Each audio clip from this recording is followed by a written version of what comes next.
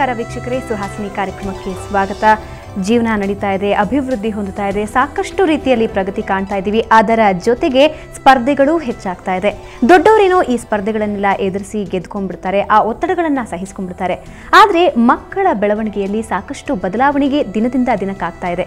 ಮಕ್ಕಳು ಒತ್ತಡಕ್ಕೆ ಒಳಗಾಗ್ತಾರೆ, ಹಲವಾರು ರೀತಿಯಾದಂತಹ ಸ್ಪರ್ಧೆಗಳನ್ನು ಎದುರಿಸಲಾಗದೆ ಸಮಸ್ಯೆಗಳನ್ನು ಅನುಭವಿಸ್ತಾರೆ, ಖಿನ್ನತೆ ಅನುಭವಿಸ್ತಾರೆ.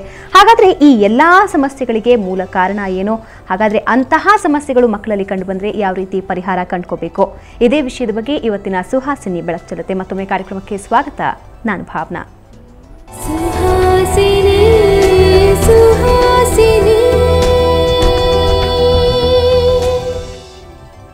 ಇದ್ರ ಬಗ್ಗೆ ನಮ್ಮ ಜೊತೆ ಮಾತಾಡೋದಕ್ಕೆ ಇಬ್ಬರು ಅತಿಥಿಗಳು ನಮ್ಮ ಜೊತೆ ಇದ್ದಾರೆ. ಒಬ್ಬರು ವೈದ್ಯರಾಗಿರುವಂತಹ ದೀಪಕ್ ಶಾ, ಇನ್ನೊಬ್ಬರು ಕೌನ್ಸಿಲರ್ ಆಗಿರುವಂತಹ ಶಾರದಾ ಜಗನ್ನಾಥ್ ಅವರು. ಇಬ್ಬರಿಗೂ ಕಾರ್ಯಕ್ರಮಕ್ಕೆ ಸ್ವಾಗತ. ನಮಸ್ಕಾರ ಡಾಕ್ಟರ್. ಈಗಾಗಲೇ ನಾವು ಮಾತಾಡ್ತಾ ಇದ್ವಿ, ಅಂದರೆ ಇತ್ತೀಚಿನ ಮಕ್ಕಳಲ್ಲಿ ಸಾಕಷ್ಟು ಒತ್ತಡಗಳು ಕಂಡುಬರುತ್ತೆ. ಒಂದು ರೀತಿ ಪ್ರತಿಯೊಬ್ಬರು ಹೇಳ್ತಿರ್ತಾರೆ, ಅಂದರೆ ನಾವು ಚಿಕ್ಕ ವಯಸ್ಸಲ್ಲಿ ಹೀಗಿರಲಿಲ್ಲ, ಇಷ್ಟೊಂದು ಹಠ ಮಾಡ್ತಿರ್ಲಿಲ್ಲ, ಇಷ್ಟೊಂದು ಮೊಂಡುತನ ಮಾಡ್ತಿರ್ಲಿಲ್ಲ, ನಾವು ಓದಿನ ಕಡೆ ಜಾಸ್ತಿ ಗಮನ ಹರಿಸ್ತಿದ್ವಿ. ಈ ರೀತಿ ಹಲವಾರು ರೀತಿಯಾದಂತಹ ಬದಲಾವಣೆಗಳು ದಿನದಿಂದ ದಿನಕ್ಕೆ ಮಕ್ಕಳಲ್ಲಿ ಕಂಡು ಬರ್ತಾ ಇದೆ, ಮಕ್ಕಳ ಬೆಳವಣಿಗೆಯಲ್ಲಿ. ಅದಕ್ಕೆ ಏನು ಕಾರಣ ಅಂತೀರಾ? ಜನರಲ್ ಆಗಿ ನೋಡಿದ್ರೆ ಈ ಕಾಲ ಈಗ ನಾವು ಸ್ಪೀಡ್ ಜಾಸ್ತಿ ಆಗಿಬಿಟ್ಟಿದೆ. ನಮ್ಮ ಕಮ್ಯುನಿಟಿ ಲೈಫ್ ಸ್ಟೈಲ್ಸ್ ಎಲ್ಲ ಭಾಳ ಜಾಸ್ತಿ ಆಗಿಬಿಟ್ಟಿದೆ. ಪೇರೆಂಟ್ಸ್ಗೆ ಮುಂಚೆ ಇದ್ದಿದ್ದು ಟೌನ್ಸ್ ಇರಲಿ, ಹಳ್ಳಿ ಇರಲಿ, ಸಿಟಿನಲ್ಲಿ ತೃಪ್ತಿ ಜಾಸ್ತಿ ಇತ್ತು. ಈ ಕಾಲ ನೀಡ್ಸ್ ಜಾಸ್ತಿ ಆಗ್ತಾ ಇದೆ. ಸ್ಕೂಲ್ಸ್ ಪೇರೆಂಟ್ಸ್ಗೆ ಸ್ಕೂಲ್ಸ್ ಒಳ್ಳೇಬೇಕು, ಅದಕ್ಕೆ ದುಡಿಬೇಕು ಅವರು. ಸೊ ಬೋತ್ ಪೇರೆಂಟ್ಸ್, ತಂದೆ ತಾಯಿ ಹೋಗಿ ದುಡಿಬೇಕಾಗತ್ತೆ. ಸೊ ಇದು ಒಂದು ನನ್ನ ಪ್ರಕಾರ ಮುಖ್ಯವಾಗಿ ಒಂದು ಕಾರಣ. ಅದರ ಜೊತೆಗೆ ಈಗ ಇವತ್ತು BPO ಬಂದ್ಬಿಟ್ಟಿದೆ, ಫುಲ್ ನೈಟ್ ಕೆಲಸ ಮಾಡ್ತಾರೆ, ಬೆಳಗ್ಗೆ ಮಲಗ್ತಾರೆ, ಕಂಪ್ಲೀಟ್ ಬಯೋರಿಥಮ್ಸ್ ಚೇಂಜ್ ಆಗಿಬಿಟ್ಟಿದೆ. ಡಯಟು, ತಿನ್ನೋದು, ಲೈಫ್ ಸ್ಟೈಲ್ಸ್ ಅದೆಲ್ಲ ಚೇಂಜ್ ಆಗಿಬಿಟ್ಟಿದೆ. ಸೊ ಮುಖ್ಯವಾಗಿ ಇದೆಲ್ಲ ನೋಡಿದ್ರೆ ಒಂದು ಅನುಚಿತ ವರ್ತನೆ ಮುಖ್ಯವಾಗಿ ನಾವು ಈಗ ಬಹಳ ಜಾಸ್ತಿ ಈಗ ಕಂಡು ಬರ್ತಾ ಇದೆ. ಅನುಚಿತ ಜೀವನ ಶೈಲಿಯನ್ನು ಅಳವಡಿಸ್ಕೊಂಡ್ಬಿಟ್ಟಿದ್ದೀವಿ. ಹೌದು, ಅದು ಮಕ್ಕಳಲ್ಲಿ ಆ ಬಿಹೇವಿಯರ್ ಪ್ರಾಬ್ಲಮ್ಸ್ ಅಂತ ಹೇಳ್ತೀವಿ. ಸೊ ಆ ವರ್ತನೆಯಲ್ಲಿ ವ್ಯತ್ಯಾಸ ಕಾಣಿಸ್ತಾ ಇದೆ. ಅದು ಆಕ್ಚುಲಿ ಸಿಂಪಲ್ ಕಾಣಿಸುತ್ತೆ, ಬಟ್ ಅದರದ್ದು ಬಹಳ ಪ್ರಾಬ್ಲಮ್ಸ್ ಇರುತ್ತೆ. It becomes a disorder. Ordinary ಏನು ಇರಲ್ಲ, ಬಟ್ ಮುಂದೆ ಹೋದ್ರೆ ಅದರ ಹಿಂದೆ 4-5 ಕಾರಣಗಳಿದೆ. And it becomes a disorder, problems. Yes, ಸಾಮಾನ್ಯವಾಗಿ ಮೊದಲಿಗೆ ಕೆಲವೊಂದು ಬದಲಾವಣೆ ಅದು ಮುಂದಕ್ಕೆ ಹೋಗಿ ಸಾಕಷ್ಟು ತೊಂದರೆ ಕ್ರಿಯೇಟ್ ಮಾಡುತ್ತೆ ಅಂತ. ಓಕೆ, ಶಾರದಾ ಅವರೇ, ನೀವು ಪ್ರತಿನಿತ್ಯ ಪತ್ರಿಕೆಗಳನ್ನು, ಇತ್ತೀಚಿನ ಪತ್ರಿಕೆಗಳನ್ನು ನಾವು ನೋಡೋದಾದ್ರೆ, ಸಾವಿನ ಸುದ್ದಿಗಳ ಕಾಲಮಲ್ಲಿ ನೋಡೋದಾದ್ರೆ, ಸಣ್ಣ ಸಣ್ಣ ಮಕ್ಕಳು ಕೂಡ ಆ ಸ್ಯೂಸೈಡ್ ಅಂದರೆ ಏನು, ಅದರಿಂದ ಏನಾಗುತ್ತೆ ಅನ್ನೋ ಅರಿವು ಕೂಡ ಅವರಲ್ಲಿ ಇರೋದಿಲ್ಲ. ಆದರೆ ಸ್ಯೂಸೈಡ್ ಅಟೆಂಪ್ಟ್ ಮಾಡಿರ್ತವೆ ಅಥವಾ ಆತ್ಮಹತ್ಯೆ ಮಾಡಿಕೊಂಡೇ ಬಿಟ್ಟಿರ್ತವೆ. ಎಲ್ಲಿಗೆ ಬರ್ತಾ ಇದೆ ನಮ್ಮ ಸಮಾಜ? ಯಾಕೆ ಇಲ್ಲಿಗೆ ಬಂದಿದೆ? ಅಂದರೆ ಇನ್ನೂ ಬೆಳೀತಾ ಇರುವಂತಹ ಮಕ್ಕಳ ಮನಸ್ಸಿನಲ್ಲೇ ಇಂತಹ ಒತ್ತಡಗಳು ಯಾಕೆ ಉಂಟಾಗ್ತಾ ಇದೆ? ಓಕೆ, ಈ ಒತ್ತಡ ಉಂಟಾಗೋಕ್ಕೆ ಡಾಕ್ಟರ್ ದೀಪಕ್ ಶಾ ಹೇಳಿದಂತೆ ಕೆಲವೊಂದು ಕಾರಣಗಳಿರ್ಬೋದು.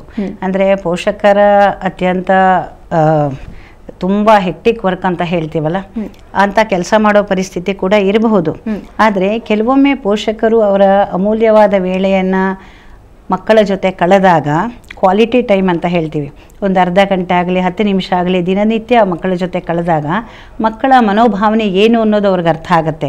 ಅಂದರೆ ಮಕ್ಕಳಲ್ಲಿ ಕೆಲವು ಸಲ ನಾರ್ಮಲ್ ಆಗಿ ಹಠ ಸ್ವಭಾವ ಅದೆಲ್ಲ ಇರುತ್ತೆ, ಆದರೆ ಆ ನಾರ್ಮ್ಯಾಲಿಟಿಗಿಂತ ಸ್ವಲ್ಪ ಭಿನ್ನವಾಗಿದ್ದಾಗ ಅದು ಅನುಚಿತ ವರ್ತನೆ ಆಗುತ್ತೆ. ಅಂದರೆ ತುಂಬ ಹಠ ಮಾಡೋದು ಅಥವಾ ಕೇಳಿದ್ದನ್ನು ಕೊಡಿಸದೇ ಇದ್ದಾಗ ರಂಪಾಟ ಮಾಡೋದು, ಈಗ ಟೆಂಪರ್ ಟ್ಯಾಂಟ್ರಮ್ಸ್ ಅಂತ ಹೇಳ್ತೀವಲ್ಲ, ಇದೆಲ್ಲ ಮಾಡಿದಾಗ ಅನುಚಿತ ವರ್ತನೆ ಅಂತ ಅದನ್ನು ನಾವು ಪರಿಗಣಿಸ್ತೀವಿ. ಹಾಗೆ ಅನುಚಿತ ವರ್ತನೆ ಆದಾಗ ಪೋಷಕರು ಎಚ್ಚೆತ್ಕೊಳ್ಬೇಕು. ಅಂದರೆ ನಾನು ನನ್ನ ಇನ್ನೊಂದು ಸ್ವಲ್ಪ ಸಮಯವನ್ನು ಕೊಡಬೇಕು ಮಗುಗೆ, ಅಥವಾ ಮಗುವಿನಲ್ಲಿ ಯಾವ ರೀತಿಯ ಒಂದು ಖಿನ್ನತೆ ಮೂಡ್ತಾ ಇದೆ, ಸೊ ಯಾವ ರೀತಿ ಒಂಥರ ಅಸಹಜ ವರ್ತನೆ ಕಾಣಿಸ್ತಾ ಇದೆ, ಹಾಗೆ ಅದನ್ನು ವಿಶ್ಲೇಷಣೆ ಮಾಡಿ ನೋಡಿದಾಗ ಪೋಷಕರು ಎಚ್ಚೆತ್ಕೊಂಡಾಗ ಅದಕ್ಕೆ ಸರಿಯಾದ ಕಾರಣವನ್ನು ಅಥವಾ ಅದಕ್ಕೆ ಸರಿಯಾಗಿ ಒಂದು ರೀತಿಯ ಒಂದು ಆಂಟಿಡೋಟ್ನ ನಾವು ಕೊಟ್ಟಾಗ ಇಂತಹ ಸಮಸ್ಯೆಗಳನ್ನ, ಒತ್ತಡಗಳನ್ನ ಸ್ವಲ್ಪ ಮಟ್ಟಿಗೆ ನಿವಾರಿಸ್ಕೊಳ್ಬಹುದು. ಸಾಮಾಜಿಕ ಹಿನ್ನೆಲೆಯಲ್ಲಿ ನೋಡೋದಾದ್ರೆ, ಸಾಮಾಜಿಕ ಹಿನ್ನೆಲೆಯಲ್ಲಿ ದೃಷ್ಟಿಕೋನದಲ್ಲಿ ನಾವು ನೋಡೋದಾದ್ರೆ ಈ ರೀತಿಯ ಒಂದು ವರ್ತನೆಗೆ ಏನೆಲ್ಲ ಕಾರಣಗಳು ಇದೆ ಅಂತ ಅನ್ಸುತ್ತೆ ನಿಮಗೆ? ಕೆಲವು ಸಲ ಮಗುವಿಗೆ ಪೂರಕವಾದ ವಾತಾವರಣ ಮನೆಯಲ್ಲಿ ಸಿಗೋದಿಲ್ಲ. ಅಂದರೆ ಮನಸ್ಸು ಬಿಚ್ಚಿ ಮಾತಾಡೋದಕ್ಕೆ ಮಗುವಿಗೆ ಒಂದು ಅವಕಾಶ ಸಿಗಲ್ಲ, ಅಥವಾ ಮಗು ಏನಾದರೂ ಹೇಳಕ್ಕೆ ಬಂದಾಗ ಮಗುವಿಗೆ ದೃಷ್ಟಿಯಲ್ಲಿ ಅದು ತುಂಬ ಹೆಚ್ಚಿನ ಒತ್ತು ಕೊಡುವಂಥ ವಿಷಯ ಇರ್ಬೋದು, ಪೋಷಕರ ವಿಷಯದಲ್ಲಿ ಅದು ಸಣ್ಣ ವಿಷಯವಾಗಿರಬಹುದು. ಸೊ ಆದರೆ ಮಗು ಏನೇ ಹೇಳಕ್ಕೆ ಬಂದ್ರೂ ನಾನು ಅದನ್ನು ಕಿವಿಗೊಟ್ಟು ಕೇಳದೇ ಇದ್ದಾಗ ಮಗುವಿಗೆ ನನ್ನ ಮಾತಿಗೆ ಬೆಲೆ ಸಿಕ್ಕಲ್ಲ ಅಂತ ಅನ್ಸುತ್ತೆ. ಈಗ ಒಂದು ಉದಾಹರಣೆಗೆ ಒಂದು ಯಾವುದೋ ಒಂದು ಈ ಮೆಂಡರ್ಸ್ ಬರ್ತಿರೋ ಶಾರ್ಪ್ನರ್ಸು, ತುಂಬ ವೆರಿ ಫೈನ್ ಡಿಸೈನ್ಡ್ ಮೆಂಡರ್, ಶಾರ್ಪ್ನರ್ ಬರುತ್ತೆ. ಆ ಶಾರ್ಪ್ನರ್ ನನ್ನ ಫ್ರೆಂಡ್ ಜೊತೆ ಇದ್ದಾಗ ನನಗೂ ಅದು ಬೇಕು ಅಂತ ಅನ್ಸತ್ತೆ. ಬಹುಶಃ ನಾನು ಅದನ್ನ ಬಂದು ನನ್ನ ತಂದೆ ತಾಯಿಗೆ ಹೇಳಬೇಕು ಅಂತ ಮಗುಗೆ ಅನ್ಸತ್ತೆ. ಅದು ಮಗುವಿಗೆ ದೊಡ್ಡ ವಿಷಯ, ಬಹುಶಃ ಪೇರೆಂಟ್ಸ್ಗೆ ಅದು ಚಿಕ್ಕ ವಿಷಯ ಆಗಿರ್ಬೋದು. ಆದ್ರೆ ಮಗು ಮನೆಗೆ ಉತ್ಸಾಹದಿಂದ ಬಂದಾಗ ಕೇಳೋರು ಯಾರೂ ಇಲ್ಲದೆ ಇದ್ದಾಗ, ತಂದೆ ತಾಯಿಗೆ ತುಂಬಾ ಆಸೆಯಾಗಿ ಹೋಮ್ವರ್ಕ್ ಏನ್ ಕೊಟ್ಟಿದ್ದಾರೆ, ಡೈರಿ ಬರ್ಸಿದಾರ, ಅದನ್ನ ನೋಡ್ತಾರೆ. ಬಟ್ ಮಗುವಿನ ಅನುಭವಗಳೇನು, ಶಾಲೆಯಲ್ಲಿ ಮಗು ಯಾರ ಜೊತೆ ಕೂತ್ಕೊಂಡು ಊಟ ಮಾಡಿದ್ದಾನೆ, ಏನೇನು ಹಂಚ್ಕೊಂಡಿದ್ದಾನೆ, ಅವನ ಏನೇನು ಫೀಲಿಂಗ್ಸ್ ಏನು ಅಂದರೆ ಅವನ ಭಾವನೆಗಳೇನು, ಅವನ ಎಕ್ಸ್ಪ್ರೆಷನ್ಸ್ ಏನು ಅನ್ನೋದನ್ನು ತಂದೆ ತಾಯಿ ಒಂದು ಸ್ವಲ್ಪ ಮಟ್ಟಿಗೆ ಗಮನ ಕೊಟ್ಟು ಹರಿಸಿದ್ರೆ ಆವಾಗ ಆ ಮಗುವಿಗೆ ಒಂದು ತೃಪ್ತಿಯಾದ ಮನೋಭಾವ ಸಿಗತ್ತೆ.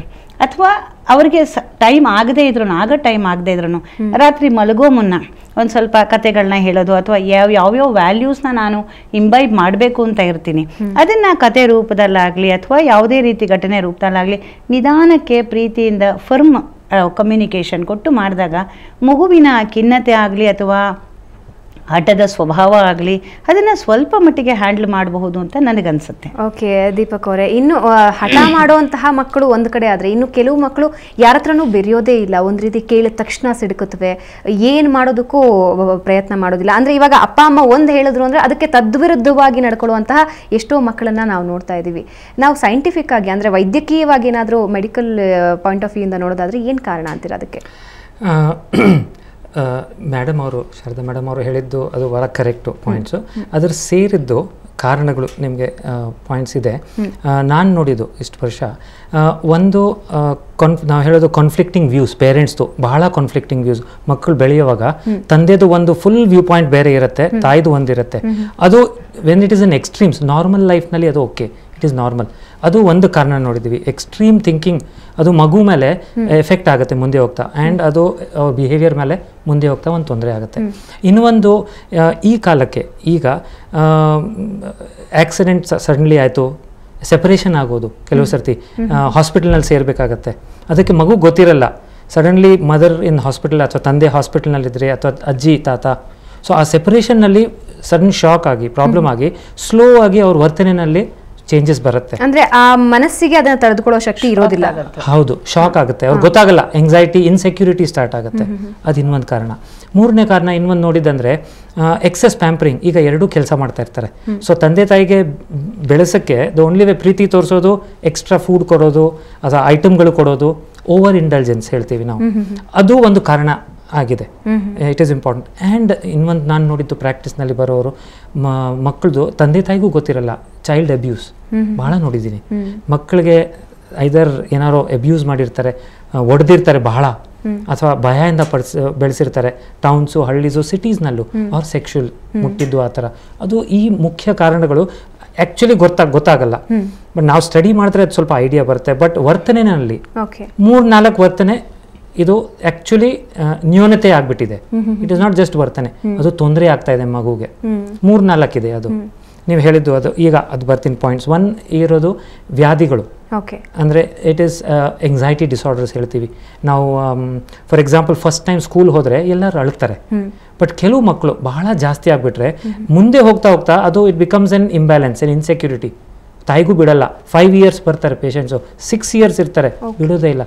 ಅದು ಒಂದು ವರ್ತನೆಯದು ಒಂದು ಬಿಹೇವಿಯರ್ ಪ್ರಾಬ್ಲಮ್. ಓಕೆ, ಇದ್ರ ಬಗ್ಗೆ ನಿಮ್ಮ ಜೊತೆ ಇನ್ನಷ್ಟು ಮಾತಾಡ್ತೀನಿ. ಸೊ ಮಕ್ಕಳಲ್ಲಿ ಹಲವಾರು ರೀತಿಯಾದಂತಹ ಬದಲಾವಣೆಗಳಾಗ್ತಾ ಇರುತ್ತೆ ವೀಕ್ಷಕರೇ.